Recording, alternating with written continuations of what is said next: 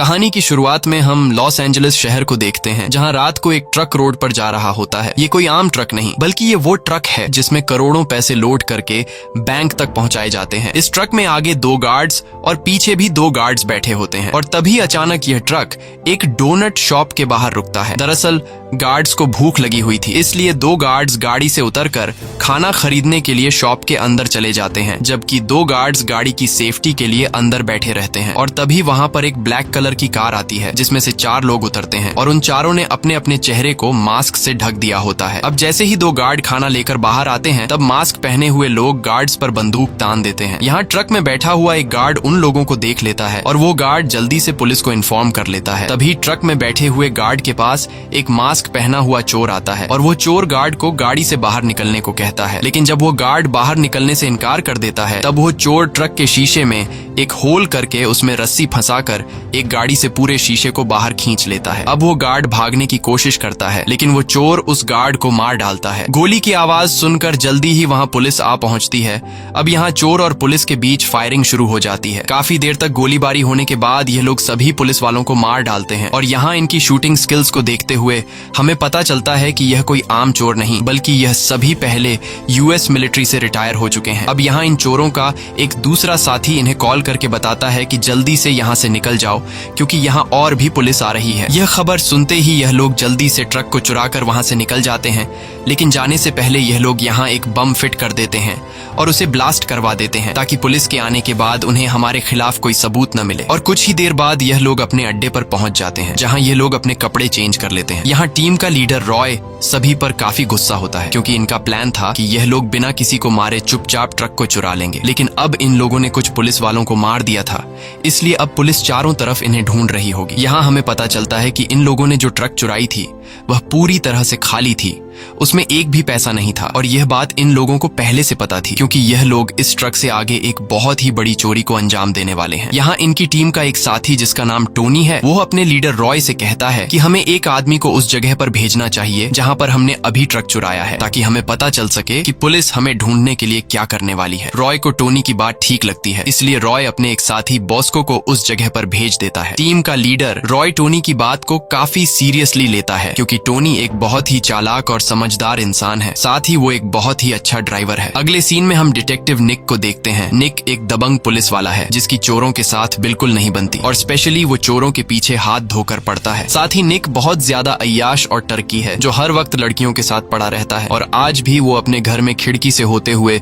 चुपके से घुसता है। घर के अंदर आते ही वो फ्रिज खोलकर कुछ खाने लगता है। तभी वहाँ पर उसकी वाइफ आ जाती है। यहाँ हमें पता चलता है कि इन दोनों की आपस में ज्यादा बनती नहीं है, लेकिन तभी निक कुछ ऐसा कर देता है जिससे उसकी वाइफ बहुत ज्यादा भड़क जाती है। निक मैसेज अपनी गर्लफ्रेंड को भेजने के बजाय गलती से अपनी वाइफ को भेज देता है, जिसे पढ़कर उसकी वाइफ काफी गुस्सा हो जाती है और अपने बच्चों को लेकर उसे छोड़कर चली जाती है। निक अपनी वाइफ को रोकने की काफी कोशिश करता है, लेकिन वो निक की कोई बात नहीं सुनती। अब परेशान होकर निक अपने घर के सोफे पर आकर बैठ जाता है और तभी उसे कॉल आता है, जिसमें उसे रात को होने वाले चोरी के बारे में उसे बताया जाता है। जिसके बाद निक सीधा उस जगह पर पहुंचता है जहां पर रात को चोरों ने कुछ ऑफिसर्स को मार दिया था, और साथ में वो चोर एक ट्रक भी चुरा कर ले गए। यहाँ निक हर एक चीज को काफी बारीकी से नोट करता है। निक पूछता है कि उस ट्रक के अंदर क्या था, तब वहाँ एक ऑफिसर बताता है कि वो ट्रक पूरी तरह से खाली था। ये सुनकर निक सोच में पड़ जाता है कि आखिर एक खाली ट्रक के लिए कोई इतना खून खराबा क्यों करेगा। लेकिन अब धीरे धीरे निक को समझ आने लगता है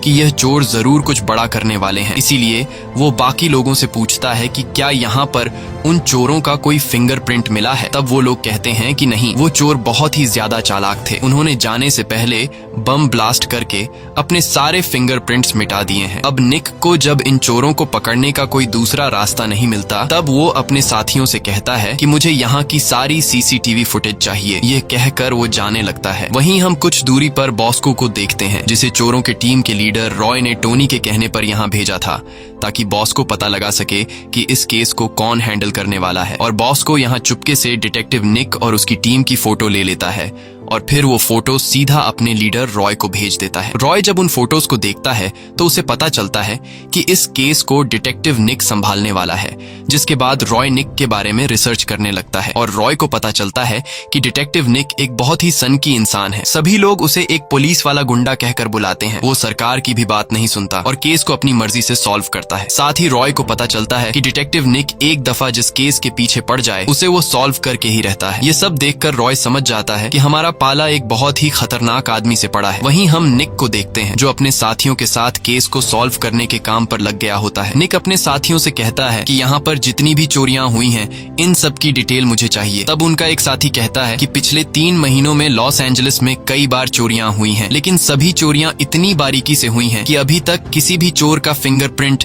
या उनके खिलाफ कोई सबूत नहीं मिला। ये सुनकर निक समझ जाता है कि ये सभी चोर बहुत ही ज्यादा शातिर है, क्योंकि जितनी परफेक्ट प्लानिंग से वो चोरी कर रहे हैं और किसी सोल्जर की तरह पुलिस से मुकाबला कर रहे हैं, इससे ये पता चलता है कि ये सभी चोर पहले आर्मी में रह चुके हैं। इसलिए निक अपने साथियों से कहता है कि उन सारे लोगों की लिस्ट निकालो जो पहले आर्मी में थे और फिर वो जेल में चले गए। अब निक की टीम को रिसर्च करते हुए रॉय नाम के एक आदमी के बारे में पता चलता है जो कभी यूएस आर्मी में हुआ करता था, लेकिन फिर वो मर्डर के केस में जेल चला गया था और जेल में अपनी सजा काटने के बाद अब रॉय आजाद हो चुका है। ये सुनकर निक अपने साथी से पूछता है कि रॉय जेल से कब छूटा है। अब जब निक का साथी उस तारीख को निकालता है जिस तारीख को रॉय जेल से आजाद हुआ था, तो उस तारीख को देखने के बाद निक का साथी चौंक जाता है, क्योंकि जब से रॉय जेल से बाहर आया है तब से लॉस एंजलिस में चोरियां होने लगी हैं। इसीलिए अब निक को पूरा का पूरा यकीन हो जाता है कि इन सब चोरियों के पीछे रॉय है और रॉय की पूरी एक टीम है। यहाँ इन्हें पता लगता है कि रॉय के टोनी नाम के एक आदमी के साथ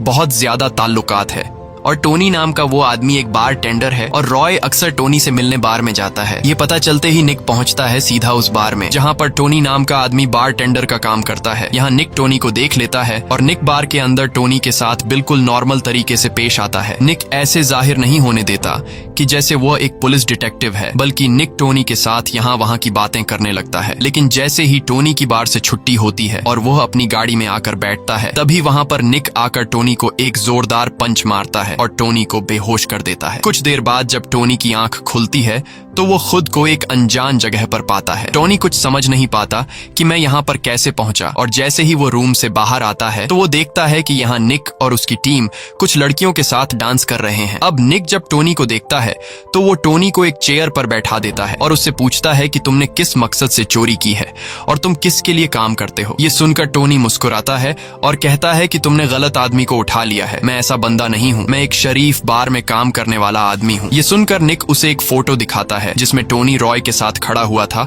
और निक टोनी से पूछता है कि इस फोटो में तुम इस आदमी के साथ क्या कर रहे हो। ये देखकर टोनी समझ जाता है कि इन लोगों को मेरी सच्चाई का पता चल चुका है, लेकिन टोनी फिर भी नहीं मानता और कहता है कि इस फोटो में मैं नहीं हूँ बल्कि वो कोई और आदमी है। तब निक का एक साथी टोनी से कहता है कि तुम अपनी मौत से सिर्फ एक कदम दूर बैठे हो और फिर भी झूठ बोल रहे हो, इसलिए तुम हमें सारी सच्चाई बता दो, नहीं तो मारे जाओगे। लेकिन टोनी कुछ भी बताने से साफ साफ इनकार कर देता है। यह देखकर निक को गुस्सा आ जाता है और वो वहाँ पर मौजूद सभी लड़कियों को बाहर भेज देता है, जिसके बाद निक टोनी को गले से दबोच कर उससे कहता है कि तू सोच रहा होगा कि हम तुझे जेल में डाल देंगे, लेकिन ऐसा बिल्कुल भी नहीं है। हम तुझे तब तक टॉर्चर करते रहेंगे जब तक तू सच बता नहीं देता। अब टोनी भी समझ जाता है कि यह लोग मेरे से सच निकलवाए बिना मुझे छोड़ेंगे नहीं, इसलिए टोनी पूरी बात बताने लगता है और कहता है कि मैं ज्यादा कुछ नहीं जानता, मुझे तो गन चलानी भी नहीं आती, मैं सिर्फ उन लोगों का ड्राइवर हूँ और चोरी के दौरान मैं गाड़ी चलाता हूँ। जिसके बाद निक पूछता है कि तुम इन लोगों के साथ पहली बार कैसे मिले।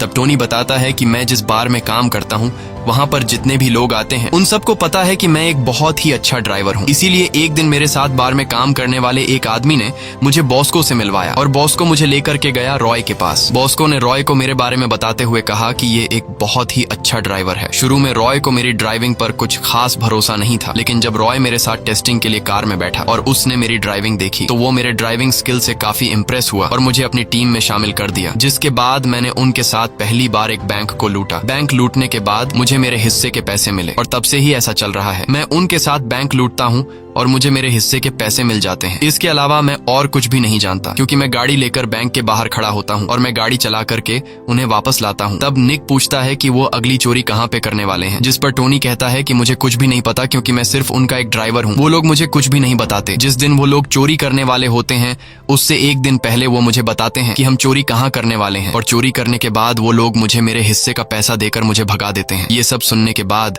निक टोनी से कहता है कि तुम जा सकते हो, लेकिन आज से तुम्हें हमारे लिए काम करना होगा, और जो कुछ भी तुम्हें उनसे पता चलेगा तुम्हें हर एक बात हमें बतानी होगी। इसलिए मैं तुम्हें जेल में डालने के बजाय आजाद कर रहा हूँ। जिसके बाद टोनी वहाँ से जाने लगता है। अब निक के पास उन चोरों की पूरी डिटेल आ चुकी थी, लेकिन निक के लिए सबसे बड़ी मुसीबत ये है कि उसके पास कोई भी सबूत नहीं है उन्हें पकड़ने के लिए। इसलिए अब ये लोग इंतजार करते हैं कि कब वो लोग अगली चोरी करेंगे और ये लोग रंगे हाथों उन्हें पकड़ लेंगे। अगले सीन में हम रॉय को देखते हैं, जो अपनी पूरी टीम को गाड़ी में बिठाकर लॉस एंजलिस के सबसे बड़े बैंक के बाहर ले आता है। जिसके बाद रॉय अपनी पूरी टीम को इस बैंक के पास वाले बिल्डिंग में लेकर जाता है और कहता है कि यह बैंक लॉस एंजलिस का सबसे बड़ा फेडरल बैंक है, जिसे आज तक कोई भी नहीं लूट पाया, लेकिन हमारा अगला टारगेट यही बैंक है। रॉय कहता है कि ऐसा बिल्कुल नहीं है कि आज तक इस बैंक को किसी ने लूटने की कोशिश नहीं की, बल्कि इस बैंक को 57 बार लूटने की कोशिश की गई है, मगर हर बार चोरों ने अपनी जान गंवाई है, क्योंकि यहाँ की सिक्योरिटी बहुत ही ज्यादा स्ट्रिक्ट है। अगर कोई आदमी बाहर से इस बैंक को 2 मिनट से ज्यादा घूरने लगे तो गार्ड आकर उस आदमी को पकड़ लेते हैं। इसीलिए हमारा यहाँ से चोरी करना मुश्किल तो है, लेकिन नामुमकिन नहीं। इसके बाद रॉय अड्डे पर आकर अपने साथियों को प्लानिंग समझाने लगता है और बताता है कि इस बैंक में हर रोज 500 से 700 मिलियन डॉलर हर रोज कैश होता है। बैंक के अंदर इतनी बड़ी अमाउंट होने की वजह से हर एक जगह पर सिक्योरिटी गार्ड मौजूद होता है, और हमारे लिए सबसे बुरी बात यह है कि इस बैंक के पास हर एक नोट का सीरियल नंबर होता है और वह नंबर कंप्यूटर में दर्ज है। इसलिए अगर कोई इस बैंक से पैसा चुराकर उन पैसों को बाहर दुनिया के किसी भी कोने में खर्च करेगा तो बैंक वाले उस नोट के सीरियल नंबर से उस आदमी को ट्रैक करके 2 मिनट में पकड़ लेंगे, क्योंकि उनके पास नोट का नंबर है। अब ये सब सुनने के बाद रॉय के साथी पूछने लगते हैं कि फिर हम आखिर चोरी करेंगे कैसे। तब रॉय बताता है कि ये लॉस एंजलिस का सबसे बड़ा बैंक होने की वजह से लॉस एंजलिस में बाकी जितने भी छोटे बड़े बैंक हैं उन सभी का पैसा इसी बैंक में आता है, और जब ये लोग मशीनों से उन पैसों को गिनने लगते हैं तब यहाँ इस बैंक की मशीनें फटे पुराने और खराब हुए नोटों को अलग कर देती हैं। इसके बाद उन सभी पुराने और खराब नोटों को कंप्यूटर में डालकर उनका सीरियल नंबर कंप्यूटर के डेटा से खत्म कर दिया जाता है, और फिर उन नोटों को मशीन में डालकर बर्बाद करके कचरा बना दिया जाता है। इस तरह से बैंक के पास बर्बाद किए गए नोटों का कोई रिकॉर्ड नहीं रहता, और ये लोग हर रोज 500 से 700 मिलियन में से 30 मिलियन डॉलर कचरा कर देते हैं, और हमें उन पुराने खराब हुए 30 मिलियन डॉलर के नोटों को कचरा होने से पहले चुराना है। इस तरह से हम अगर उन नोटों को दुनिया के किसी भी कोने में इस्तेमाल करें तो बैंक वाले हमें नहीं पकड़ सकते, क्योंकि उनके पास उन पुराने नोटों का सीरियल नंबर नहीं होगा। तब इन बातों को सुनने के बाद सारे लोग सोच में पड़ जाते हैं और कहते हैं कि आखिर हम अंदर कैसे जाएंगे। तब रॉय अपने आगे की प्लानिंग समझाते हुए कहता है कि हमने बैंक का जो ट्रक चुराया है उसी से हम गार्ड्स के कपड़े पहनकर बैंक के पिछले वाले रास्ते से अंदर जाएंगे, क्योंकि पीछे वाले रास्ते पर ज्यादा सिक्योरिटी नहीं होती। वो लोग सिर्फ ड्राइवर को देखते हैं। लेकिन इस मिशन को अंजाम देने से पहले हमें एक आदमी को बैंक के अंदर भेजना होगा, ताकि अंदर वह बैंक का अच्छी तरह से जायजा ले सके। और अगले ही दिन टोनी उस बैंक के पास वाले रेस्टोरेंट में कुरियर बॉय की जॉब पर लग जाता है। अब जैसे ही बैंक के अंदर से एक लेडी खाना पार्सल ऑर्डर करती है तब टोनी एक लेडी का खाना उठाने के बजाय 2 पार्सल उठाकर बैंक के अंदर चला जाता है। अंदर आते ही टोनी को अच्छी तरह से चेक किया जाता है और फिर काउंटर पर टोनी को एंट्री कार्ड दिया जाता है, जिससे वह अब किसी भी टाइम बैंक के अंदर जा सकता था। इसके बाद टोनी उस लेडी को खाना दे देता है। लेडी को खाना पहुंचाने के बाद टोनी बाथरूम में जाकर उस दूसरे पार्सल को बाथरूम के सीलिंग के ऊपर छुपा देता है। लेकिन वह जैसे ही बैंक से बाहर निकलता है निक के टीम वाले उसे देख लेते हैं, क्योंकि निक के टीम ने पहले से टोनी पर नजर रखी हुई होती है। अब यहाँ निक के साथी जब निक को इस बात की खबर देते हैं कि टोनी लॉस एंजलिस के सबसे बड़े फेडरल बैंक के अंदर गया था, तो ये खबर सुनकर निक परेशान हो जाता है और कहता है कि उनकी इतनी औकात नहीं है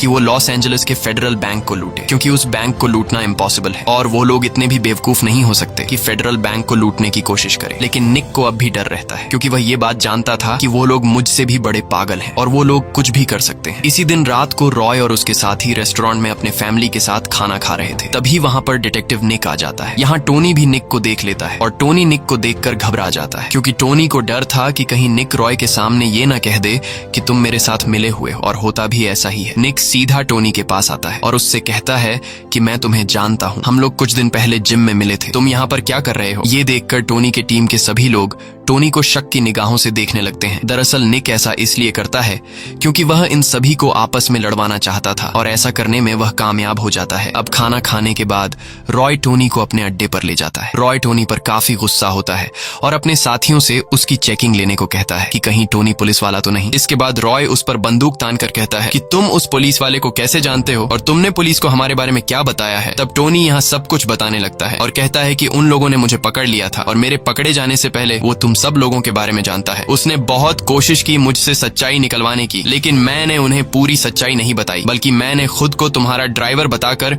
उनसे खुद को आजाद कर लिया और उन लोगों को हमारी चोरी के प्लानिंग के बारे में कुछ भी नहीं पता। अब इन बातों को सुनने के बाद रॉय टोनी से कहता है कि जाओ और उन लोगों से जाके कह दो कि हम फ्राइडे को चोरी करने वाले हैं और किसी भी कीमत पर हमारा फैसला नहीं बदलेगा। ये सुनकर टोनी कहता है कि ऐसा करना बेवकूफी होगी और हम लोग पकड़े जा सकते हैं, लेकिन रॉय कहता है कि तुम मुझ पे भरोसा रखो और जो मैंने तुमसे कहा है जाकर निक से कह दो। अब टोनी न चाहते हुए निक की तरफ निकल पड़ता है और कुछ ही देर बाद निक के पास पहुंच जाता है। तब निक टोनी से उनके आगे की प्लानिंग के बारे में पूछने लगता है, लेकिन यहाँ टोनी पहले निक पर गुस्सा करता है और कहता है कि तुमने मुझे मरवा ही दिया था। उन सबको मुझ पे शक हो गया था, इसलिए वो मुझे मारने वाले थे, लेकिन मैंने उन्हें चकमा देकर खुद को छुड़ा लिया। यहाँ टोनी निक से कहता है कि तुम्हारा पाला बहुत ही गलत लोगों से पड़ा है। वो लोग तुमसे भी ज्यादा डीठ है और वो आने वाले फ्राइडे को चोरी करने वाले हैं और उनका कहना है कि हमें कोई भी नहीं रोक सकता। तब निक कहता है कि वो लोग कौन सी जगह पर चोरी करने वाले हैं, जिस पर टोनी कहता है कि मुझे पता नहीं है क्योंकि वो लोग मुझे कभी भी अपनी प्लानिंग के बारे में नहीं बताते, इसीलिए आने वाले फ्राइडे से एक दिन पहले ही मुझे पता चलेगा, तब मैं तुम्हें बता दूंगा। ये सुनकर निक कहता है कि कोई बात नहीं, मैं पता लगा लूंगा कि वो लोग फ्राइडे को कहां पर चोरी करने वाले हैं। इसके बाद टोनी वहां से चला जाता है और निक अपने काम पर लग जाता है। निक ये जानना चाहता था कि वो लोग अगली चोरी कहां पर करने वाले हैं और निक को पता चलता है कि रॉय एक कोठे पर चलने वाली वेश्या के साथ रिलेशन में है। ये पता चलते ही निक सीधा उस क्लब में आता है जहां उसके पास एक लड़की आकर नाचने लगती है, जिसके बाद निक उस लड़की को एक रूम में ले जाता है। निक उस लड़की का फायदा उठाना चाहता है क्योंकि वो जानता था कि इस लड़की का रॉय के साथ रिलेशन है, इसलिए निक उस लड़की के करीब जाने लगता है और वह लड़की उसे बता देती है कि ये लोग अगली चोरी पीको रिवेरा बैंक में करने वाले हैं। ये सुनकर निक काफी खुश हो जाता है क्योंकि अब निक को उन चोरों के अगले टारगेट का पता चल चुका था। लेकिन जैसे ही निक रूम से बाहर निकलता है तभी वहां पर रॉय आ जाता है और ये दोनों एक दूसरे को नजरअंदाज करते हुए अपने अपने रास्ते पर निकल पड़ते हैं। यहाँ हमें पता चलता है कि रॉय ने ये सब कुछ जानबूझकर अपनी रखैल से निक को बताने को कहा था। उसने अपनी गर्लफ्रेंड को कहा था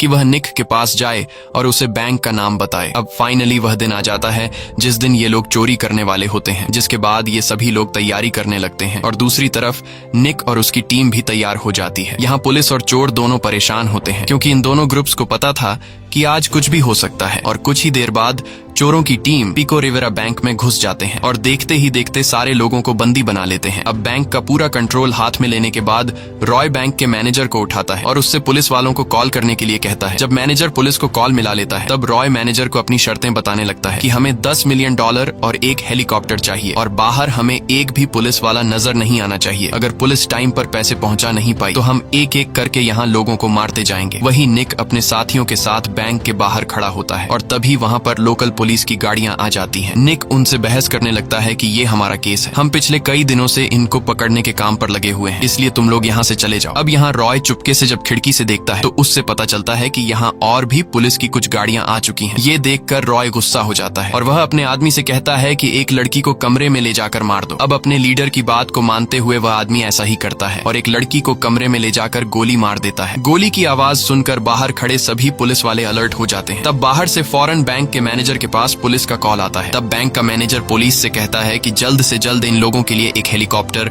और $10 मिलियन का इंतजाम करो क्योंकि पहले ही टाइम पर पैसा न पहुंचने की वजह से ये लोग एक लड़की को मार चुके हैं और अब अगर तुम लोगों ने और देर की तो ये लोग हमें भी मार डालेंगे। तब पुलिस मैनेजर से कहती है कि तुम परेशान मत हो, हम जल्द ही एक हेलीकॉप्टर और पैसों का इंतजाम करने वाले हैं। तभी यहाँ हम चोरों के एक साथी को देखते हैं जिसका नाम मैक है। मैक एक हैकर है और उसने लॉस एंजलिस के सबसे बड़े फेडरल बैंक के फोन लाइन को हैक कर लिया है और मैक पीको रिवेरा बैंक में मौजूद अपने साथियों को कॉल करके बताता है कि तुम लोग जल्दी से ट्रक में पैसा लोड करो क्योंकि अब टाइम पूरा हो चुका है कि पीको रिवेरा बैंक से ट्रक में पैसा जाएगा लॉस एंजलिस के सबसे बड़े फेडरल बैंक में। जिसके बाद चोर मैनेजर को लेकर बैंक की तिजोरी के पास लेकर जाते हैं और उससे तिजोरी खुलवाते हैं।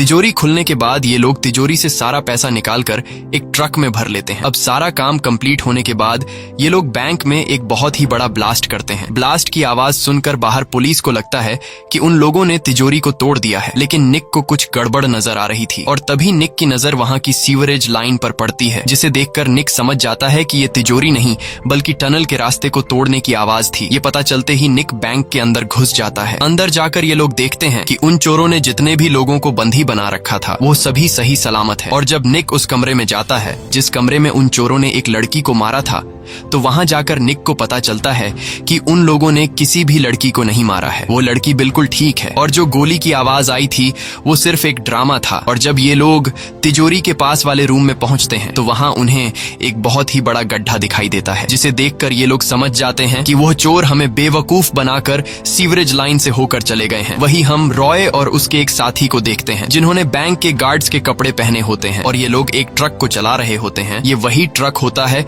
जिसे हमने कहानी की शुरुआत में देखा था और अब इन्होंने इस ट्रक को पेंट करके इसका पूरा डिजाइन बदल दिया होता है ताकि ये बिल्कुल एक ओरिजिनल बैंक में पैसे ले जाने वाला ट्रक लगे। और अब उन्होंने जिस पिको रिवेरा बैंक में डाका डाला था उसकी तिजोरी से सारा का सारा पैसा लेकर उन्होंने ट्रक में भर दिया है और ये पैसा अब ये लोग लॉस एंजलिस के सबसे बड़े फेडरल बैंक की तरफ ले जा रहे हैं। वही हम रॉय के हैकर साथी को देखते हैं जिसने लॉस एंजलिस के फेडरल बैंक का कॉन्टैक्ट लाइन हैक कर लिया होता है और यहाँ वो लॉस एंजलिस के फेडरल बैंक के गार्ड्स को कॉल करके कहता है कि हमारा ट्रक पैसा लेकर कुछ ही देर में पहुंचने वाला है। और यहाँ हमें सारी सच्चाई का पता चलता है कि उन्होंने जो अभी एक छोटे बैंक पिको रिवेरा में से जो पैसे ट्रक में भरे थे वो पैसे ये लोग लॉस एंजलिस के सबसे बड़े फेडरल बैंक के साथ पुराने नोटों में एक्सचेंज करने वाले हैं, क्योंकि अभी उन्होंने जो पैसे ट्रक में भरे हैं वो पैसे ये लोग चुराना नहीं चाहते, क्योंकि अगर ये पैसे इन्होंने अभी चुरा लिए तो इन नोटों का सीरियल नंबर फेडरल बैंक के साथ कंप्यूटर में दर्ज है, जिस वजह से यह लोग पकड़े जा सकते हैं। इसलिए अब यह लोग नए नोट जिनके सीरियल नंबर बैंक के पास है वह नए नोट यह लोग अंदर छोड़कर पुराने फटे हुए नोट चुराना चाहते हैं जिनके सीरियल नंबर का रिकॉर्ड बैंक ने खत्म कर दिया होता है। और कुछ ही देर बाद यह लोग फेडरल बैंक के पिछले वाले रास्ते से पहुंच जाते हैं जहां गेट पर एक गार्ड उन्हें रोक देता है और यह लोग उस गार्ड को अपनी एक फेक आईडी दिखाते हैं जो बिल्कुल असली लग रही थी। इसलिए गार्ड फेक आईडी को पहचान नहीं पाता। साथ ही उन्हें पहले से कॉल पर बता दिया गया था कि ट्रक कुछ ही देर में आने वाला है, इसलिए गार्ड को जरा सा शक भी नहीं होता कि इस ट्रक में गार्ड्स के बजाय चोर बैठे हैं। जिसके बाद गार्ड्स ट्रक को अंदर जाने देता है। अंदर आते ही ये लोग पैसों के 2 बड़े बड़े बॉक्सेस ट्रक से निकालते हैं। ये वही पैसे होते हैं जो उन्होंने अभी पिको रिवेरा बैंक के तिजोरी से लूटे थे और ये लोग इन पैसों के 2 बॉक्सेस को काउंटिंग वाली जगह पर ले जाने लगते हैं। यहाँ हम देखते हैं कि इन लोगों ने टोनी को एक पैसों के बॉक्स में अंदर छुपा कर रखा है और जब ये लोग काउंटिंग वाली जगह पर पहुंचते हैं तब एक गार्ड आकर उनसे कहता है कि पैसों को काउंटिंग में टाइम लगेगा, इसलिए तुम लोग डिपार्ट के बाहर इंतजार करो। इसके बाद वो गार्ड उस पैसों के बॉक्स को जिसके अंदर टोनी छुपा हुआ था वो उसे काउंटिंग वाले डिपार्ट के अंदर ले आता है। यहाँ रॉय अपने साथी बॉस्को को कॉल करके कहता है कि टोनी काउंटिंग वाले डिपार्ट में पहुंच चुका है, इसलिए तुम जल्दी से यहाँ की बिजली काट दो। अब बॉस्को जो पहले से नीचे वाले फ्लोर में छुपके से घुस गया होता है वो वहां से पूरे बैंक की बिजली बंद कर देता है। बिजली खराब होने की वजह से बैंक के अंदर काउंटिंग का काम करने वाले सभी लोग डिपार्ट से बाहर आ जाते हैं और बिजली के ठीक होने का इंतजार करने लगते हैं। अब टोनी पूरे डिपार्ट में एक पैसों के बॉक्स के अंदर अकेला रह चुका था। इसके बाद टोनी एक स्ट्रोब लाइट ऑन कर देता है जिससे सभी कैमरे ब्लर हो जाते हैं। कैमरे ब्लर होने के बाद टोनी जल्दी से पैसों के बॉक्स से बाहर आता है और देखता है कि यहाँ पर कोई भी नहीं है। अब टोनी जल्दी से वहां पर मौजूद उन फटे पुराने पैसों को बैग में भरने लगता है जिन्हें एक बार काउंट कर लिया गया है और दोबारा गार्ड इन पैसों को काउंट नहीं करेंगे। ये वो पैसे होते हैं जिन पैसों का सीरियल नंबर कंप्यूटर के डेटा से मिटाकर उन्हें कचरा किया जाने वाला था। अब टोनी जल्दी जल्दी से कई सारे बैग्स को पैसों से भरकर वहां पर मौजूद कचरे के डब्बे में उन बैग्स को फेंकने लगता है। टोनी कचरे के डब्बे में पैसों से भरे बैग्स इसलिए फेंकता है क्योंकि कुछ देर बाद कचरे वाली गाड़ी आकर इन पैसों को कचरा समझकर बाहर फेंक देगी, तब जाकर यह लोग यहीं पैसों को उठा लेंगे। वहीं कंट्रोल रूम में गार्ड्स को शक होने लगता है कि अचानक सभी कैमरे खराब कैसे हो गए, इसलिए कुछ गार्ड्स काउंटिंग डिपार्ट की तरफ आने लगते हैं। यह देखकर रॉय टोनी को वायरलेस माइक के जरिए कहता है कि जल्दी से सभी पैसों को कचरे के बॉक्स में फेंक दो क्योंकि कुछ गार्ड्स तुम्हारी तरफ आ रहे हैं। यह सुनकर टोनी घबरा जाता है और वो और भी जल्दी से पैसों को बैग्स में भरकर कचरे के बॉक्स में फेंकने लगता है। अब ढेर सारा पैसा कचरे के बॉक्स में फेंकने के बाद टोनी समझ जाता है कि गार्ड्स यहाँ पहुंचने ही वाले होंगे, इसलिए टोनी जल्दी से वेंटिलेशन की जाली खोल देता है। और जैसे ही गार्ड्स वहां पर पहुंचते हैं तब तक टोनी वेंटिलेशन के रास्ते में घुस गया होता है। अब यहाँ गार्ड्स डिपार्ट के अंदर पैसों को गिनने लगते हैं और पैसे बिल्कुल बराबर होते हैं। जितने पैसे पिको रिवेरा बैंक से आने थे वो पूरे के पूरे पैसे वहीं पर मौजूद होते हैं और गार्ड्स को बिल्कुल भी पता नहीं चलता कि यहाँ से पैसे चोरी हुए हैं, क्योंकि टोनी ने उन पैसों को चुराया होता है जो पैसे उन्होंने पहले से गिन लिए होते हैं। अब पैसे पूरे होने के बाद वो गार्ड्स रॉय से कहते हैं कि पैसे पूरे हैं, तुम लोग यहाँ से जा सकते हो। ये सुनकर रॉय और उसका साथी जाने लगते हैं और जितने भी पैसों को टोनी ने कचरे में फेंका था, अब वहां एक गार्ड आकर उस कचरे के बॉक्स को कचरे की गाड़ी में फेंकने के लिए ले जाने लगता है। वहीं बैंक के अंदर वो लेडी जिसने कुछ दिन पहले खाना ऑर्डर किया था, वो फिर से बैंक के पास वाले रेस्टोरेंट से खाना ऑर्डर करती है। लेकिन इस बार चोरों का साथी मैक कॉल उठाता है, क्योंकि उसने रेस्टोरेंट का कॉन्टैक्ट लाइन हैक कर लिया होता है। और मैक उस लेडी से कहता है कि तुम्हारा खाना 5 मिनट में तुम्हारे पास पहुंचने वाला है। अब यहाँ टोनी वेंटिलेशन के रास्ते से होते हुए उस जगह पर पहुंचता है जहां उसने कुछ दिन पहले वॉशरूम के सीलिंग के ऊपर एक पार्सल छुपा कर रखा था। और टोनी उस रास्ते से नीचे आकर सीधा उस लेडी के पास जाता है और उन्हें उनका खाना दे देता है। इसके बाद टोनी बिना किसी रोक टोक के बैंक से बाहर आ जाता है, क्योंकि उसके पास कुरियर बॉय का कार्ड था, जिससे गार्ड्स को टोनी पर शक नहीं होता और गार्ड्स टोनी को कुरियर बॉय समझकर छोड़ देते हैं। लेकिन तभी बैंक के गार्ड्स के पास कॉल आता है जिसमें खाना ऑर्डर करने वाली लेडी कहती है कि यह खाना कई दिन पुराना है, इसलिए उस कुरियर बॉय को जाने मत दो। लेकिन अब काफी देर हो चुकी थी, क्योंकि टोनी वहां से निकल चुका था। वहीं कचरे वाली गाड़ी उस कचरे के बॉक्स को गाड़ी में खाली कर देता है जिस बॉक्स में टोनी ने पैसे भरे थे। और जैसे ही वो कचरे की गाड़ी जाने लगती है, तब रॉय और उसका साथी अपने ट्रक में बैठकर उस कचरे की गाड़ी का पीछा करने लगते हैं। लेकिन तभी सिग्नल पर सेम इसी तरह का एक दूसरा कचरे का ट्रक आता है और इन दोनों गाड़ियों के ड्राइवर एक दूसरे को इशारा करके अलग अलग रास्ते पर चल पड़ते हैं। यहाँ रॉय कचरे की गाड़ी का नंबर प्लेट नोट नहीं कर पाता और एक गाड़ी का पीछा करने लगता है। वहीं पूरे शहर में निक की टीम चोरों को ढूंढ रही होती है और तभी उन्हें रास्ते में टोनी दिखाई देता है। टोनी को देखकर वो लोग फौरन उसे पकड़ लेते हैं और निक टोनी को बुरी तरह से पीटने लगता है, क्योंकि निक समझ गया था कि टोनी हमें धोखा दे रहा है। यहाँ टोनी निक को पूरी सच्चाई बता देता है और साथ ही टोनी निक को रॉय का लोकेशन भी दे देता है। वहीं दूसरी तरफ रॉय कचरे की गाड़ी को फॉलो करते हुए उस जगह पर पहुंच जाता है जहां पर बैंक की गाड़ियां कचरा खाली करती है। अब कचरे की गाड़ी खाली होने के बाद ये लोग कचरे में से वो बैग उठाने लगते हैं जो टोनी ने पैसों से भर दिए थे और रॉय उन सभी बैग्स को अपनी गाड़ी के डिग्गी में रख देता है। लेकिन रॉय चेक नहीं करता कि आखिर इन बैग्स में क्या भरा पड़ा है। और तभी रॉय के पास अपने हैकर साथी मैक का कॉल आता है। मैक रॉय से कहता है कि टोनी को पुलिस ने पकड़ लिया है और टोनी ने पुलिस को तुम्हारा लोकेशन दे दिया है, इसलिए जिस जगह पर तुम हो वहां से निकलो, क्योंकि जल्द ही वहां पर पुलिस आने वाली है। यह खबर सुनते ही रॉय अपने साथियों के साथ गाड़ी में बैठकर वहां से निकल जाता है। कुछ दूर आगे आने के बाद यह लोग ट्रैफिक में फंस जाते हैं। तभी पीछे से निक इन्हें देख लेता है। रॉय को देखकर निक और उसकी टीम तैयारी करने लगती है और निक टोनी को गाड़ी में हथकड़ी से बांध लेता है। यहाँ रॉय को भी पता चल जाता है कि निक ने हमें देख लिया है, इसलिए यह लोग भी तैयार हो जाते हैं और देखते ही देखते इनके बीच फायरिंग शुरू हो जाती है और चारों तरफ गोलियां चलने लगती हैं, जिसमें से एक गोली बोस्को के गर्दन पर लगती है और बोस्को मारा जाता है। ये देखकर रॉय काफी गुस्सा हो जाता है और रॉय उस पुलिस वाले को मार डालता है जिसने बोस्को को शूट किया था। फिर तभी यहाँ पुलिस रॉय के दूसरे साथी को भी मार डालती है। अब रॉय अकेला होने की वजह से पुलिस उस पर भारी पड़ रही थी, इसलिए रॉय वहाँ से भागने लगता है। तब निक भी उसका पीछा करने लगता है। कुछ दूर आगे जाने के बाद जब रॉय एक कंटेनर से कूद रहा होता है, तभी पीछे से निक उसे शूट कर लेता है, जिससे रॉय बुरी तरह से घायल हो जाता है। अब रॉय खुद को बचाते हुए एक गाड़ी के पीछे छुप जाता है और तभी यहाँ पर निक भी आ जाता है। निक रॉय को सरेंडर करने के लिए कहता है, लेकिन रॉय सरेंडर करने के बजाय निक पर बंदूक तान देता है। तभी निक जवाबी कार्रवाई में रॉय को गोलियों से छलनी कर देता है और रॉय मारा जाता है। अब निक ने सभी चोरों को उनके अंजाम तक पहुंचा दिया था। बस अब सिर्फ टोनी रह चुका था और निक जैसे ही वापस अपनी गाड़ी के पास आता है तो वह देखता है कि टोनी खुद को छुड़ाकर भाग चुका है। यह देखकर निक को काफी गुस्सा आता है। अब निक जब रॉय की गाड़ी के डिग्गी में बैग्स चेक करता है, तब उसे पता लगता है कि इन बैग्स में पैसे नहीं हैं, बल्कि कचरा भरा गया है। इसीलिए निक समझ नहीं पाता है कि वो लोग इतने बेवकूफ कैसे हो सकते थे कि उन्होंने कचरे के लिए अपनी जान दे दी।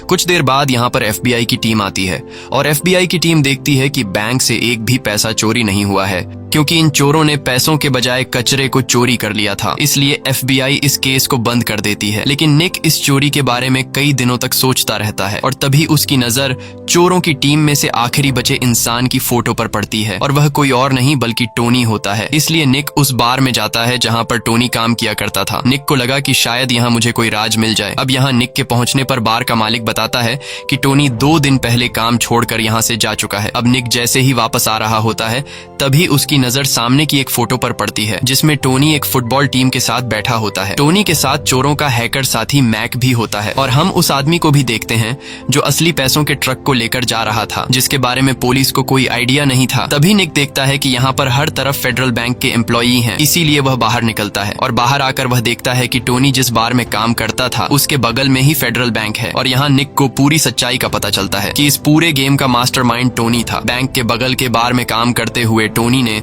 बैंक के एम्प्लॉई से नशे की हालत में हर एक जानकारी ले ली थी और उसने अपने साथ बैंक के कचरा ले जाने वाले ट्रक के ड्राइवर को भी अपने साथ शामिल कर लिया था। इस चोरी की पूरी प्लानिंग टोनी ने बनाई थी। उसने सिर्फ मुझे बेवकूफ नहीं बनाया बल्कि उसने रॉय और उसकी टीम को भी बेवकूफ बनाया और उसने एक ऐसी रकम को चोरी किया जिसका बैंक के पास कोई भी रिकॉर्ड नहीं है। और अब मुझे सब कुछ पता होने के बावजूद भी मैं उसे पकड़ नहीं सकता क्योंकि उसके खिलाफ मेरे पास कोई भी सबूत नहीं है। मूवी के आखिर में हम टोनी को लंदन के एक बार में देखते हैं और अब भी वह एक बार टेंडर का जॉब करता है और इस बार उसका बार एक डायमंड एक्सचेंज कंपनी के बगल में है। तभी यहाँ टोनी के पास जब डायमंड एक्सचेंज कंपनी का एक एम्प्लॉई आता है तो टोनी उसे फ्री में एक ड्रिंक देता है। ये देखकर हमें पता चलता है कि इस बार टोनी का अगला टारगेट डायमंड एक्सचेंज कंपनी है। इसी के साथ ये कहानी खत्म हो जाती है। अगर आपको ये वीडियो अच्छी लगी हो तो हमारे चैनल को सब्सक्राइब और वीडियो को लाइक जरूर कीजिएगा।